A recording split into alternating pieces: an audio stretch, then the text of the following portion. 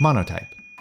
Welcome to Creative Characters from Monotype, the show where we meet the people working at the intersection of type and everyday life. I'm your host, Graham, and today I'm chatting with graphic designer Lance Wyman. If you're a graphic designer, then you'll most likely be familiar with some of Lance's work, and I was lucky to be introduced to him through his son-in-law, John Posnett, a good friend of mine I've known for many years. As many of you will know, Lance is behind one of the most famous design campaigns in Olympics history, the Mexico 1968 Olympics identity. With the Summer Olympics in Paris just around the corner, we thought it'd be fitting to speak with Lance about his experience designing for such a meaningful cultural event. I think the main thing was to try to find something that literally said Mexico. Combining the Olympic rings with something that had to do with Mexico was kind of a very simple notion that we were just pursuing. Then I realized that the geometry of those 5 rings could be transformed into the number 68. Today I'm joined by my co-host Carl, and we're together in person at the Monotype offices in Boston. Hi, Carl. Hi, Graham. We should specify Monotype HQ is sadly not actually in Boston. We're in, as we say here in Massachusetts, Woburn. You might have a different pronunciation in the UK. Well, strictly speaking, we'd say Woburn, but I'm happy to say Woburn because I'm here. I think if anyone here said Woburn, they'd probably get kicked out of Woburn. Welcome to Worcester. $1.25, please. And Graham, since you're visiting us here in Boston, we are, of course, taking you to a Red Sox game. Going to enjoy some baseball and some beautiful New England spring weather. I think it's about 48 degrees and misty outside. So you're welcome. I'm actually relieved that the game won't take 4 hours as it was initially advertised. But I've never been to a baseball game, so I'm really looking forward to it. We may only make it 2 innings. So this is an exciting episode. I know when you mentioned to me that Lance might be interested, you were quite excited. So let's talk a bit about that iconic Mexico 68 logo. What do you think it has meant to sort of the world of design since it was released? I am incredibly excited about this interview. It's an incredible opportunity with one of my all-time design heroes. And if I don't sound particularly excited, it's because this is me, it's just my character. But this is me being incredibly excited. His work for Mexico's 1968 Olympics is iconic, full stop. It's a benchmark for all graphic designers. And what's so clever about it is it picks up on something within the indigenous culture of Mexico. You see that in the concentric rings. But that design is also something that feels kind of timeless as well. Maybe from 68, but it looks as fresh today as it did back then. I'm looking at it right now and it just looks like the late 60s. And yet if you told me if it was designed yesterday, I would believe you. And I wonder, does that just mean that it's been copied many times since then and been sort of incorporated into design lexicon? Or is it just something about the simplicity and purity of it? I think it's a mixture of those things. Sure, it's kind of highly graphic and simple, but it's powerful. It's powerful in the simplicity. It's irrelevant whether it's from 1968 or whether it's from 2024. There are designers out there who don't understand, the design of the 60s, who are a lot younger than myself, would look at this and just see it as a completely fresh piece of graphic design. That's the absolute beauty of it. I heard that the story of how Lance got the Mexico 68 job is an interesting one. So give us a little preview, because I think you guys will talk about it in the episode. So picture this. I think he was 29, just recently married, and he was offered the opportunity, once-in-a-life opportunity, to go and pitch for the Olympic Games. He upped sticks from New York, which is where he was based, bought 2 one-way tickets for himself and his wife, and they shipped themselves to Mexico for an adventure, and what an adventure it proved to be. So, we could do a whole episode on this single iconic logo and the story behind it. And as I sit here, I'm actually wondering if that's not a bad idea down the road. But the truth is that Lance has had a long and prolific career. So what else are you excited to share from his background? Well, he's an incredibly inspirational character. He's still practicing. He's in his mid-80s now. He's worked across many disciplines in his career. He's worked in brand identity, in wayfinding, in environmental identity, and he truly is a force of nature. Well, we are honored to have such a prolific and impactful designer on the show, so I will turn it over to you and Lance.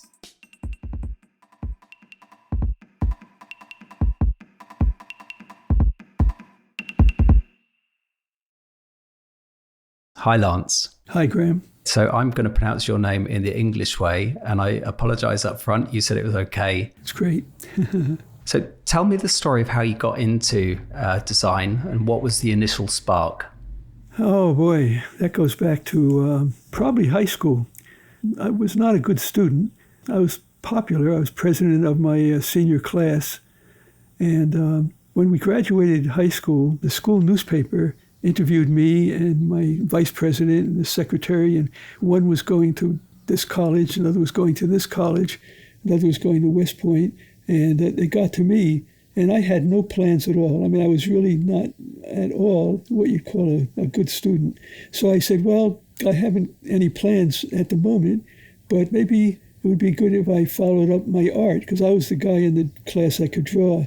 That just came naturally. I said, I'd like to follow my art. So I had no idea what the hell I was talking about, really. My father was a military man, and he was stationed here in the States at that time. And I called him, I said, hey, Dad, you got any guys in your unit from New York? He goes, oh, yeah. I said, ask him what's a good art school. So he did. And he says, yeah, they all say Pratt. Okay, so Pratt, this is my college plan is starting to materialize. So I try to get into Pratt. Well, my high school grades and everything really kind of sucked, so I didn't get into Pratt. At that time, I was working in factories, especially in the summer, you'd take shifts that would go from like 7 o'clock at night to 7 o'clock in the morning.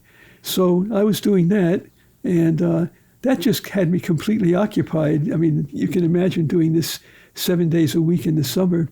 So I did apply to another school, Fairleigh Dickinson University over in Jersey, where I grew up, and I got in there. And Pratt told me that if I went to another school and kept a B+ average, they'd talk to me about the possibility of getting in the next year. So I kept up a B+ average. I mean, this is like I had to really change my way of being a student, but I did. And I had a B+ average, and I actually got in to Pratt the next year. So that was basically how it all started, where it all started. You had a choice of what you wanted to major in. And they had, as I remember, they had illustration, they had advertising, they had industrial design. They were the three that more or less were involved with the art. So I chose industrial design. I saw all the models that were made in the industrial design school and everything. And when I was a kid, I made models. I made model airplanes and so forth, and actually flew them. And that really struck me as something that was pretty interesting. So I wound up studying industrial design. I had no idea about what graphic design was. They didn't teach it then, in fact. So in my third year of industrial design, General Motors, bless them, they had a program where they went around and went to all of the major design schools in the country, in the States, and they chose a student from each of the advertising classes and each of the industrial design schools. Well, I was chosen to represent Pratt in industrial design. So I wound up going out to the new tech center in Michigan. It was great. I mean, all of a sudden I'm out there in a whole different world. I did that program in industrial design that summer. And I also met a student from Yale where graphic design was being taught. And they were one of the few schools in the country. It was only at a graduate level that graphic design was being taught. At that time, this was back in late 50s, actually. So I met a student from Yale, and General Motors had a graphic design program, which I had no idea about until I met this student. Well, that summer, I did both the graphic design program that they had the students doing and the industrial design program. I had a very busy summer. Then I came back to Pratt, And then the thing was, is it possible to get hired back at General Motors, or what was I going to do after I graduated? Well, I got hired back at General Motors, not to do industrial design, but to do graphic design. And that was my beginning as a professional designer. And what General Motors was doing, I mean, they're a massive corporation. They were taking all of their parts divisions and putting them under one identity, and it was Delco Motor Parts. Spark plugs and batteries, whatever your tune-up needs. And I designed the logo, and then I designed a packaging system for all of this. I mean, it was one of the most complicated things I've ever done in my life, but it was really clear once I got, a handle on what the system would be. So I put together the manual for the packaging program.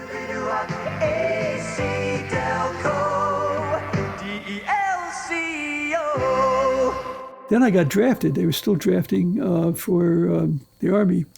So I got drafted, but at the same day that I got my draft notice, I joined the reserve out in Michigan.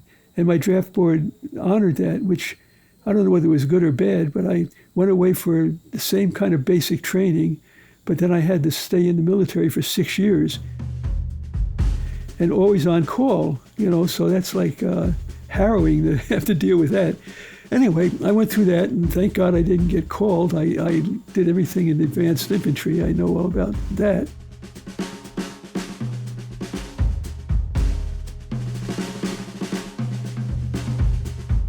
I didn't want to stay at General Motors. It was a great experience, but it was too big and too corporate, and I wanted something smaller. I wanted to have more of a sense of my own work. So I stayed out in Detroit.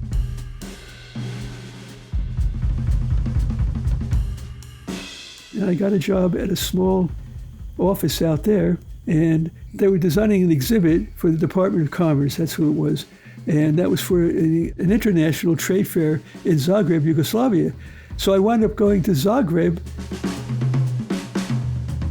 I've never been out of the country. I mean, I was like here in New York, Kearney, where I grew up over in Jersey, and Detroit. I mean, that was my life at that point. It's the only place I've ever been.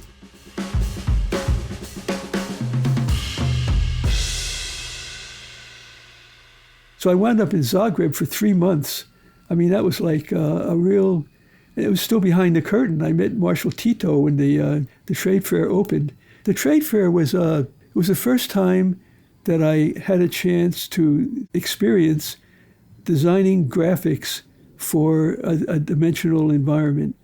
I mean, the trade fair has a lot of ways that the graphics can be applied and have to be applied.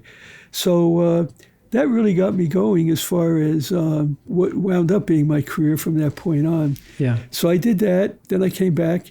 And then after that, I wanted to come to New York, which was a very closed market at that time. I guess there was a bit of a recession going on. But I finally got a job with the George Nelson office, and it was to do graphics for the Chrysler Pavilion at the New York World's Fair. And here is Chrysler's today. Man, that's a lot of engine. If you've ever wanted to browse around inside an internal combustion engine, well, here you are.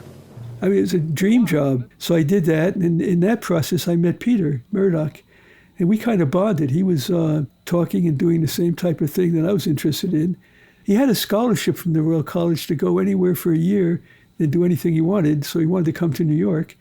And George Nelson was famous for his Herman Miller furnitures, so Peter was very interested in that. So he came to New York, and we found that we worked very well together. And at that point, I wanted to go on my own, and Peter and I talked about starting an office here in New York. And we did things. We did an article in Esquire magazine. We had a couple of small accounts. And then the opportunity came up to go to Mexico for the competition. It's such a logical progression, that build up through coming to Mexico with Peter Murdoch. As I understand it, you were 29 at that point. You just got married. Right. And is it true that you bought, you and your wife, one-way tickets to Mexico? That's all we could afford. Yeah. Yeah, and participated in a competition, essentially, to kind of a pitch to create the identity. Yeah, we probably would have had a problem if we didn't win it, yeah. And she was okay with that, was she, being newlywed? I don't know. Yeah. So this was an adventure, essentially. You took a leap of faith. You bought one-way tickets, and Peter came with you, I assume. Yes, the three of us went. Yeah. So you arrived in Mexico City, and did you already have an idea in your head about how this would work out, or was it kind of you landed and you absorbed Mexico City and you built the idea around your experience? I think the second, but I don't think anyone had an idea. I was made aware of this by a fellow that worked on the Mexican Pavilion in the New York World's Fair, who later came over and worked with the Nelson office. And it was through him that I heard that Mexico's actually got the Olympics. I asked him, who's going to do the graphics? And he said, I don't know. We don't have graphic design training in Mexico. He said, maybe we'll have a competition. So I said, well, if you do, keep me in mind. Well, he did. And we got an invitation to go down at a certain date, and that's what happened. What was the experience of working in that design team, and what was particularly the inspiration behind the iconic logo? Well, the main thing was to try to find something that literally said Mexico. We had the Olympic rings. We had to work with that. So that was a given. Combining the rings with something that had to do with Mexico was kind of a very simple notion that we were just pursuing. Then I realized that the geometry of those 5 rings could be transformed into the number 68. And that was basically, it was exploration, it was experimenting, and I hit on that. And we didn't have any computers then, so everything was done by hand, but I brought my compasses down from New York and discovered that it could be actually made into a 6 and 8. It just happened very naturally. And then it was a matter of determining if I could develop a font, or if I could develop at least the letters of Mexico 68.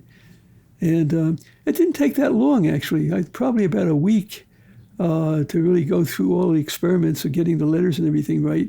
And then all of a sudden, we're at the end of our 2 weeks, and we didn't know what was going to happen. But people were coming into the office, into our little studio. It was around Christmas, and we had Christmas balls hanging from the ceiling, from the ventilator. The whole place was just papered with sketches and pictures and everything. So all of a sudden, people started coming in. They wanted copies of the Mexico 68, and we started seeing it starting to be used. We were there 3 weeks, and then 4 weeks. I mean, we were being paid, but we had no idea what was happening. So I went into the architect, Ramirez Vasquez, and I said, Arquitecto, ¿qué pasa? What's happened? I said, did we win? He goes, oh, I guess so. I mean, that was a notification that we were going to be able to do the work. So we wound up staying up right on through the Olympics and everything. This was in the end of 1966. We worked all of 67. 67 was a very, very busy year for us. I mean, the program just kind of came together naturally. The publications were an important part of the program, doing all the formats for the covers and everything of publications. Peter did some ingenious work on signage, on exhibit. He had majored in developing paper structures. He did the paper chair. I mean, that's still in all the furniture books. He did this fold-up corrugated carton exhibit that could be shipped flat all around the world to the embassies of the participants to the Olympics, and they put up this incredible exhibit with all the information on for the games. It was like the tower, the pre-Columbian structures up in the site of Tula, which they were kind of columns.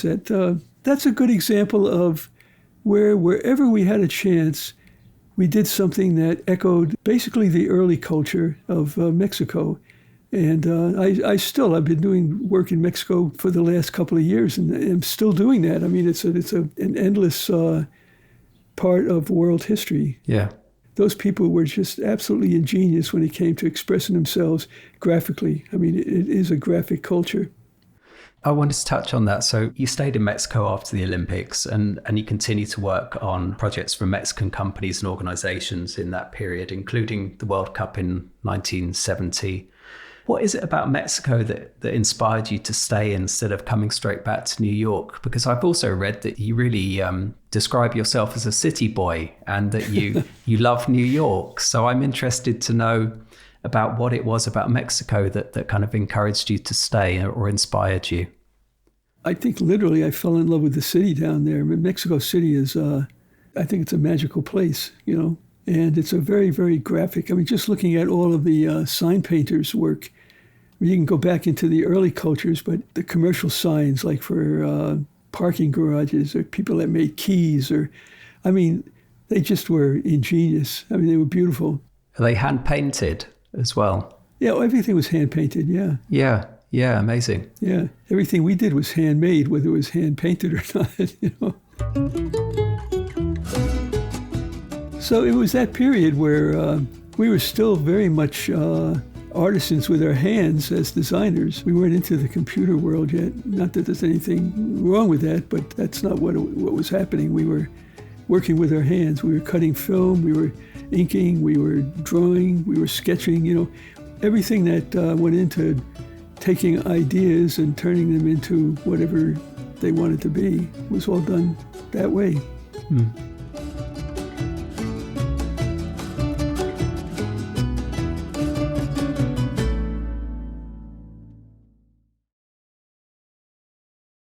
My team, they were so excited about me speaking with you. And one of the questions here relates to actually that kind of transition from Mexico to New York. And you told me earlier you've been living in New York in the house where you're speaking from today since 1971. So Kerry from my team, she asked, what is it about New York that inspires you? And how has the city inspired your practice? Well, New York's a very multicultural place, and I've always loved that about it. When I first was designing in New York at the George Nelson office, I mean, that was the period of the Mad Men, you might say. I mean, that series was made on that period in New York. So there wasn't really much graphic design happening, so to speak, as you look at it now. But there were concepts, and I think one of the things that has always been important for me is concept. Being in communication, something either communicates or it doesn't. And there's no real bullshit about that, you know. And I always think the idea of comparing good design to a good joke, you know what it's like to tell a joke and it doesn't work. Yeah. Well, it's the same thing with design, you know. So I like it when design works. I mean, we've all told bad jokes and it's not a good feeling. Well, for me, it's not a good feeling when a design program doesn't hit the mark either. We spoke about the projects in Mexico. You mentioned on the identity in Zagreb as well earlier on in your career for the Zagreb Trade Fair, the USA Pavilion. So I wanted to know more about those kind of cultural projects. Essentially, often your work reflects a deep understanding and appreciation for the cultures you collaborate with. How do you approach merging local context with international design principles? There are a lot of ways to communicate. And like I never studied graphic design, I never studied typography. So I actually had an inferiority complex about my knowledge about typography. I mean, all the popular faces and everything, that's all they were to me is, you know, and of course that was Helvetica came into the mix. I always felt that there was something missing when a concept was very carefully worked out for, say, a branding element or a logo. Then you stuck the name on in Helvetica or any one of the sans serif faces that were going then. And it always kind of pulled the identity into that look of the typography. And I didn't like that. And I tried really, I think just naturally to avoid doing that.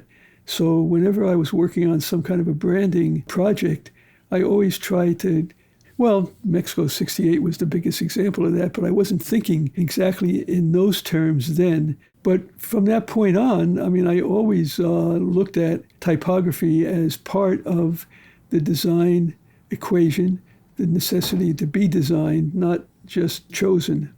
Because as soon as you start choosing the same thing everyone's choosing, you're at a disadvantage as far as having a strong identity. You look like you come out of a certain period in design, but not a certain conceptual approach. And just in terms of that cultural sympathy, if you like, in your work, the Mexico City Metro is probably a good example of that, isn't it? That you, particularly in the icon language, you've referenced the local culture there specifically. Yeah. Well, I remember I was giving a talk up here in New York later, and I found something that was a reference that I can use, but didn't know about when I was doing the metro. When the colonial people were making maps in the early history of Europe coming to Mexico, they used icons like to define their land. Like if you had a river and you had a tree where the river met, then you came over here and you had a big rock. And they just went around the whole perimeter finding these things or creating these things that ultimately created a map. And what I did was create a line map, by doing this exactly the same thing. And it did something magical because each one of the icons for the subway stations, the metro stations, represented something about that part of the city. Like a stadium, it could be something going on like every day, or it could refer to something historical. But when you put them all together, they add up to kind of an interesting overview of the city in graphic terms, visual terms. That just seemed to resonate, not just with me thinking that would be a good thing to do, but with the architects and the engineers that were building the metro. So we did it. Let's see, what was the Candelaria? It was a station. Candelaria was the name of the station, Candelaria. It's a pretty long name. So I heard someone say Candelaria de los Patos. My Spanish, by the way, is very not good, but I pick up some things that are important. So I realized they were saying Candelaria of the Ducks. And so I said, what the hell does that mean? Well, Mexico City at one point in its history was an island, and Candelaria was on the waterfront. And in that area on the waterfront is where the criminal element, it's like on the waterfront film, Marlon Brando. Exactly. Well, that's where the criminals hung out, and the Mexicans called them ducks. I guess these were the early Aztecs, but anyway, they were called ducks. So that area, historically, now that everything is filled in and the lake doesn't exist anymore, it's just an area in the city, but they call it Candelaria de los Patos, of the ducks. So it's a historical statement, and it's an interesting one. When you are doing this type of a system, I think it's enriching if the icon has something meaningful to say or to represent about the station area. But what's maybe more important as far as it functioning as a communication system, a wayfinding system, is that each one of those icons should be able to be identified in any language. So if you're coming from, say, China, and you don't understand Roman typography, you can't read Candelaria, you can't even say it, you can tell if you're going to have a meeting at the Candelaria station, you just say, go to the duck station, Yeah. So that's a whole other level of communication that you're giving people that just enforces the possibility of them finding their way around. So that really interested me then, and it still does. Right now we're doing the whole communication system for all of public transportation in Mexico City, and now we're even expanding outside of Mexico City. Wow. And it's all of the stations on every one of those lines has an icon. So, I mean, when someone says, well, can't you have too many icons? And I say, well, go get the Webster's Dictionary. A lot of words there. You think there are too many of them? I mean, it's, no. I mean, it depends on how they're chosen, how they function. But it's a great approach as well because, quite often the instance of language, for instance, if it's all words, it's inaccessible for some people, but an icon will always generally relate to a certain degree and probably be more memorable as well. So, you may remember the station because of the icon specifically. Yes, I think that's true. And right now I'm in the middle of doing 3 different systems, a railroad line that goes out of the city. They've done something really beautiful. They've taken, they're cable buses, they're like ski lifts, and they just keep running. And they go up the hillside. Mexico City is in a mountainous area, and a lot of the people live up, like way up the hill. Well, it's hard to get to work, and a lot of these people are the people that come down and work in the center of the city. So this cable bus gives them an inexpensive way of going up and down to the center of the city. But it also gives people that live in the center of the city an easy way to go up on the hill and see the city from up there. I mean, that's where you get the good view of the city. So they become very popular on weekends for Center City, people that go up the hill and have a picnic or do whatever they want to do.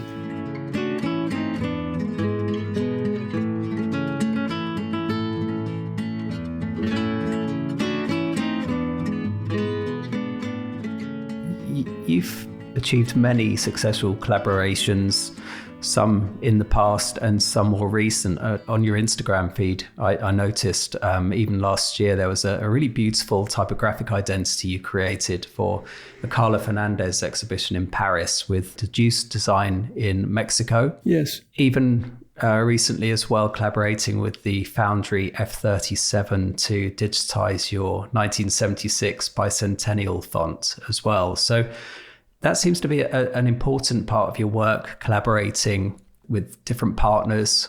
I'd love to know some examples that you could tell me a bit more about of memorable interdisciplinary projects where you've collaborated in a really good way. Yeah, most of my known work is in Mexico, I would say. But there's a lot of work that I've done in the States, like the railroad that goes from Albuquerque, New Mexico, south of Albuquerque, New Mexico, up to Santa Fe. It has icons on all the stations. It's the old Santa Fe Railroad. And I did that with an office in Albuquerque. First of all, I probably wouldn't have had a chance to do that project except collaborating with the office in Albuquerque, who were well known in Albuquerque. And there was one individual, Rick Vaughn, who I worked very closely with. And I just love those very close working relationships where you're bouncing ideas off each other. And, you know, it's not a competition. It's a competition to get at good concepts, but it's really a collaboration, you know. It's like football. I mean, getting a goal is important, but so is getting an assist, you know. So, yeah, that's one example. The collaborations in Mexico in the last few years have been really important. You mentioned Deduce, and that's with Andy Butler. Andy actually, for 10 years or so, worked for Design Boom. So he was writing interviews and articles on design all around the world. So he's like perfect to collaborate with. He's like not only is he a great designer, but he's just got a wealth of knowledge from that experience. So that's been very helpful from my end to collaborate with him. And then with the transportation work, I collaborate with Felipe Orensanz. And Felipe is an architect. He's actually Argentinian, but he's worked his whole career in Mexico City. We've been doing a lot of good work together on all the transportation and other projects. So I'd love to know more about your approach to creating custom typefaces. I've seen what I think is many examples of custom typography throughout your work through the whole stretch of your career to date. Walk us through the process of creating bespoke typefaces from concept to implementation, and what do you find interesting about it? Well, I guess if I sit back and think how I put a proposal to do a corporate branding system together, I always put in the possibility of developing a font as part of the basic identity elements. So in other words, I'm not just selecting a face, I'm creating a face, structuring a face. And that usually takes on the same approach as conceptualizing a brand logo. It becomes a brand typography. And that's where other things besides legibility, besides history of typography, besides what's going down as far as the popular faces of the moment come in. I mean, it has nothing to do with a lot of those things. Legibility, of course, is important, but sometimes it's not the most important thing. Sometimes the memorability and the association is the most important. Yeah, on that, so of course your work has kind of stretched across branding, signage, wayfinding, with typography serving a different purpose across all of those. So you mentioned distinctiveness in creating a custom typeface, but how do you balance creativity and practicality when designing typographic solutions, for instance, for navigation and information systems? I guess the typography system for the Metro, one of the things that was important there is I wanted to keep the same look as I was developing the iconography, the background shapes and so forth, working together.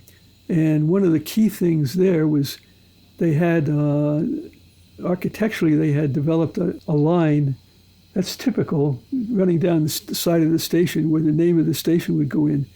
So I wanted to develop a typography that had a bit of an extended look so that when you looked at it from an angle, you could read it easier than if it were more condensed or not condensed at all. Yeah. The letter forms, some of them took on a unique look, but they all seem to work as far as the names being legible. It's always a quest, and it's the same quest that is there for developing a branding, a mark, a logo or an icon. It's the same quest. It's a matter of communication. It's a matter of communication in all the areas that you have to look at to have something communicate well. Are you familiar with Paul Meixenaar? I'm not. Paul Meixenaar is the founder of the wayfinding company in Amsterdam called Meixenaar, after him. And he's responsible for designing the iconic wayfinding system at Schiphol Airport. I interviewed him a few years ago, and one of his favorite typefaces to use was Frutiger, because he feels that it's really kind of legible and clear and works really well on wayfinding. Do you have any particular favorites that you use as kind of fallbacks? I have used Frutiger. I kind of stay in the sans serif area. I mean, I've used Helvetica, not necessarily as a key branding element, but as a information font. Yeah. I've used Universe. I've used, there's a lot of faces out there now that are they've all been kind of designed around the same principles, which makes them quite legible. They add up to being a really quite a lovely texture as far as general use is concerned. But usually I try to get the key face to be something that's of the branding program. And then, of course, I try to keep the branding program typography compatible with some of these sans serif faces too. So it's all a game of keeping compatibility there, keeping legibility there, and usually most important with a branding system is keeping the branding there, Of course.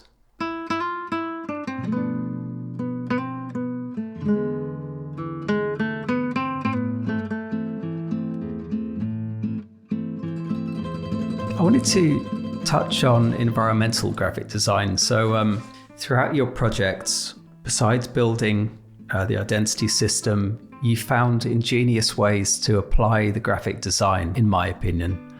And it looks like you also had quite a lot of fun with creating kind of spectaculars, if you like, in terms of building out the identity system into enormous graphic installations, for want of a better word. I'd love to hear more about kind of the thought process behind that as well, because I find it fascinating, and it looks like it was a lot of fun as well to build some of the things that you've created as part of your identity systems. Yeah. Well, there's a term for part of that. It's super graphics. Peter and I were, instrumental in developing some of the early stuff. There was stuff on the West Coast being done that was really lovely. That was the same time. We had no idea that was being done. But yeah, it's a matter of scale. It's a matter of interacting with the human figure, interacting with the environment. And when you're interacting with a city, you're usually interacting with some pretty big things. So if you can get big, and not get big and stupid, but big and effective as far as not seeming stupid, at least, that's always fun. I've had a lot of experience doing that, and I've had a lot of influence from people like Matthias Goeritz, who was a German sculptor who was a very dear friend in Mexico. He's no longer alive, but he has done a very large examples of sculpture, mostly in metal, concrete, and he was very influential. Working with architects, sometimes you have an opportunity to go into the scale that they're working with and do something that integrates with what they're doing. And working with Ricardo Legarreta in Mexico was a great experience in that way. I've done a lot of logo work that you can get into a large sculptural example of a logo, and it works well with the architecture. I've seen it countless times in the examples of your work where I've been researching and I come across a project, for instance, the Camino Real Hotel, a beautiful super scale graphic that became a... Yeah, that was with Ricardo. Exactly, yeah. And even this book in front of me, so the Bicentennial Exhibition, there's a sketch here for what looks like an enormous walkthrough build out of the graphic elements. So it seems to be a motif in your work, but it's great to see this as well, because I don't think there's so much opportunity now to do this kind of work. Maybe not. Now that you mentioned it, I haven't done something like that in a while. Let's touch on your archive, essentially. So, and the way that you document your work. So you seem to be meticulous in the way that you document your work. And is that intentional? Because I was looking at the Lance Wyman monograph book from 2022 by Unit Editions, and it really kind of gives credit to the quality of the book by the fact that you have documented pretty much everything. Was that intentional at the beginning of your career, or are you more of a kind of a magpie, if you like? You like to just collect things? Yeah, probably both. Yeah. Yeah, it was important as far as the creative process. I mean, now with the computer, it's a completely different thing because you can keep everything digitally there. It's easy to access a complete page of sketches. Now what's in my library used to be a plain wall, and everything was in sketch form, and we just created an environment of sketches. And I found that in some cases, some clients wanted an explanation on everything, so we just keep the sketches, one taped onto the one above, and they're all taped on as a line, and you put a line of lines together, and you got a wall.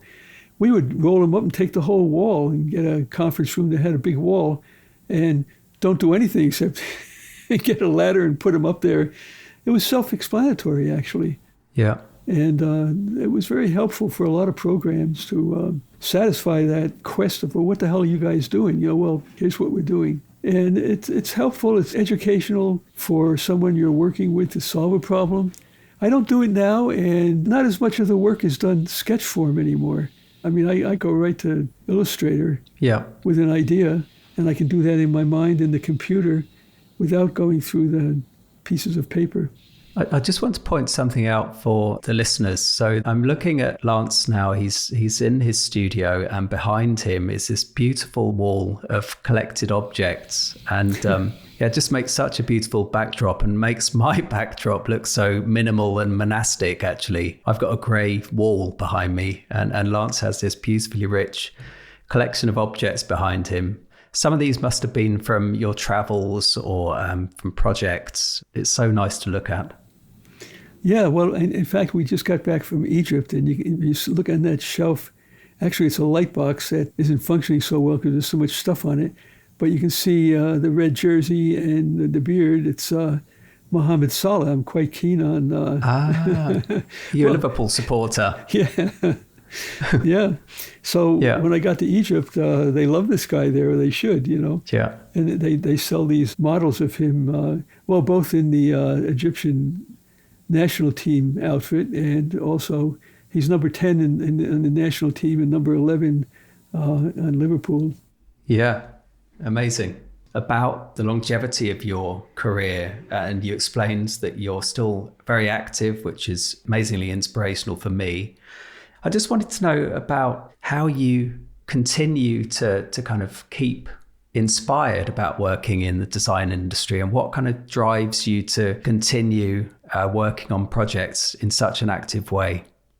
Well, I've never really thought about that, except I love designing, and I really love my work. But just getting back from Egypt, I mean, there's stuff there that's so brilliant that was done so many years ago, and I don't think good design really gets old. At best, it might be just looked at as something done in a period of history, but if it really answers any of the problems that it's trying to solve, I mean, these things, they don't get old, and I kind of like that. The idea of just answering a problem as best as you possibly can and coming away saying, yeah, I was okay on that one. I've been lucky. I mean, some of this stuff is kind of hung in there, so that makes me very happy.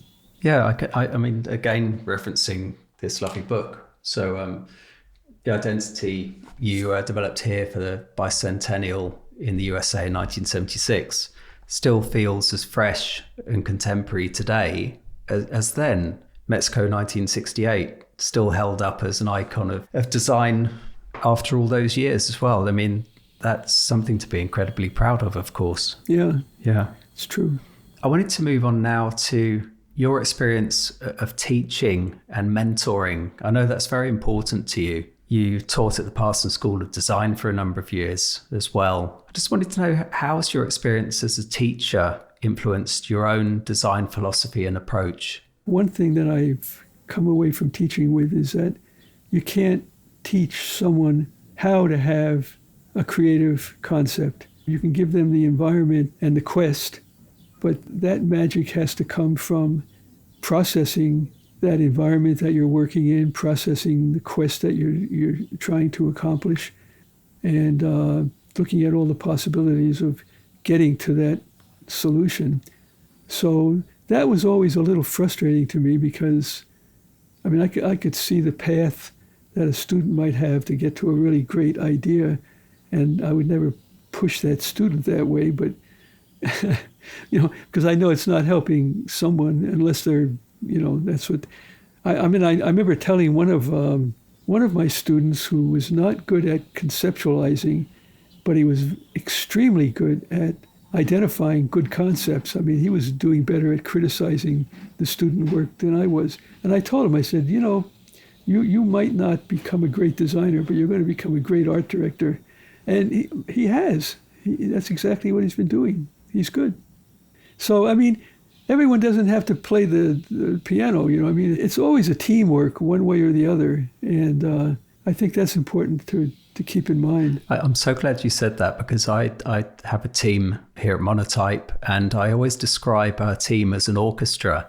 Yeah. So I always say that you need to have the violins and the cellos and the conductor as much as you need the kind of percussion and all of the other instruments, and everybody plays a role in that. Yeah. And it's about teamwork essentially, isn't it? But we all need to have a part specifically in that. Yeah, no, absolutely. And what advice would you give to any aspiring designer that's looking to kind of make a mark in the industry? My own experience was follow my nose, but I think you have to have a want for something.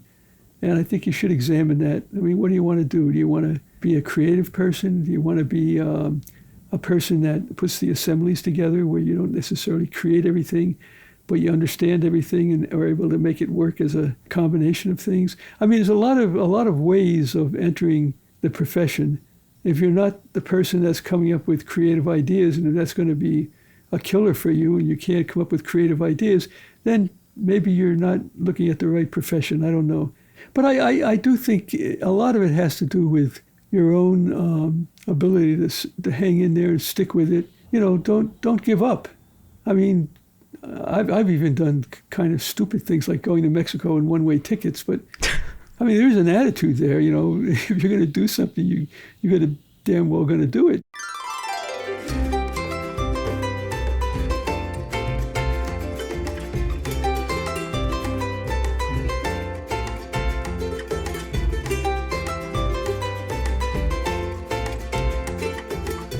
So we're actually coming very close to the end of the questions. So I've got some general questions here.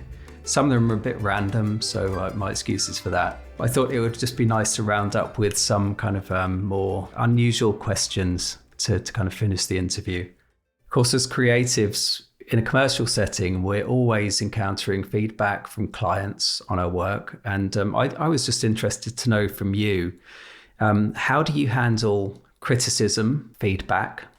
And have you ever received feedback that drastically changed your perspective on a project? Yes, well, first of all, my attitude towards feedback is I'm always thinking of my client or whoever I'm developing a project with as a partner.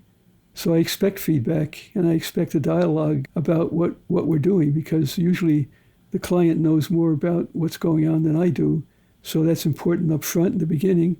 And then as we get back into the process a bit, sometimes I overlook things. I mean, I can tell you funny examples. We were doing a pharmaceutical project, and we went through a long process of developing an icon.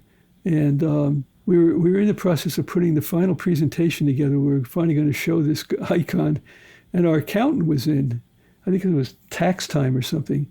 And he looks up on the wall. He says, "What's the toilet seat for?" And I didn't know what the hell he was talking about. And I looked at our final logo, And I'll be damned. I mean, once you said that, that's all you see. So that was the end of that. He kind of killed the project right there. Yeah, that happened.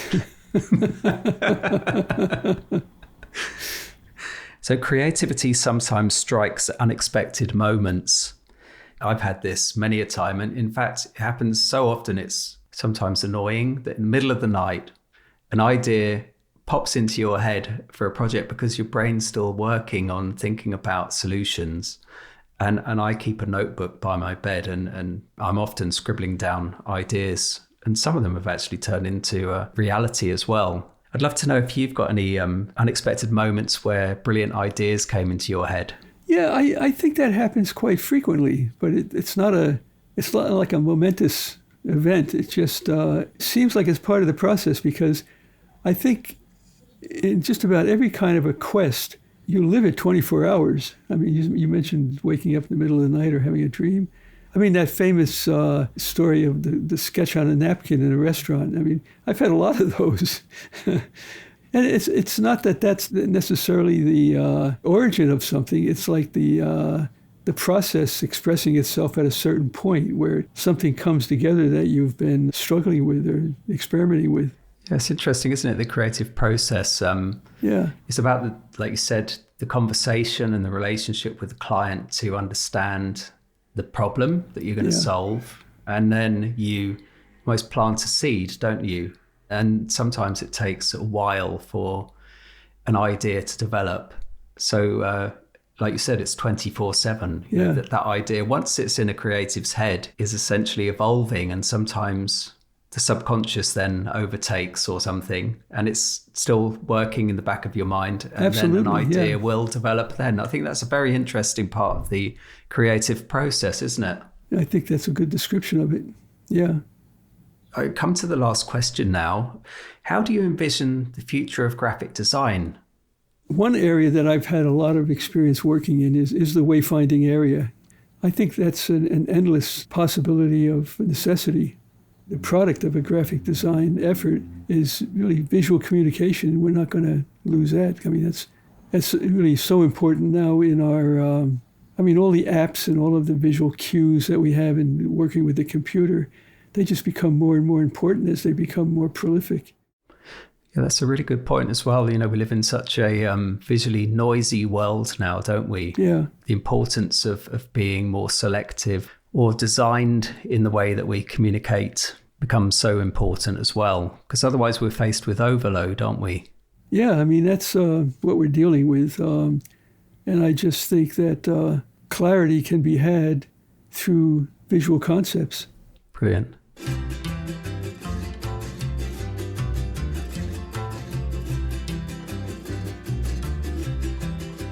Well, Lance, thank you so much. I've so enjoyed that conversation. It's been, incredible. I can't thank you enough. And I hope that you've enjoyed the conversation as well. Yeah, very much so. You bring up some points that, frankly, I haven't thought about for a while. So you're probably going to be keeping me up now. I'm sorry if I apologize in advance. No, but I mean, it's I never really thought about it being a every moment process, but it certainly is. I'd like to give more thought to that. Oh, well, it would be maybe great to connect another time and kind of discuss further. Yeah, I would love to.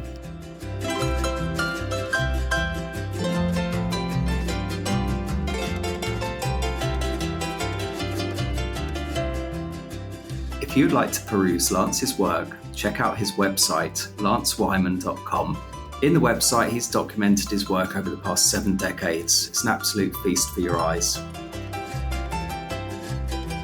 Many thanks for listening today. If you've been enjoying our podcast, please rate us, subscribe to the show, and share with your friends. A quick shout out to Alex Normanton for lending me his Shure SM7 microphone to record the podcast. What a beautiful piece of equipment. Thank you, Alex. Creative Characters is brought to you by Monotype. It's produced by Christopher Olin and Mia Sullivan. We'll be back with more episodes soon.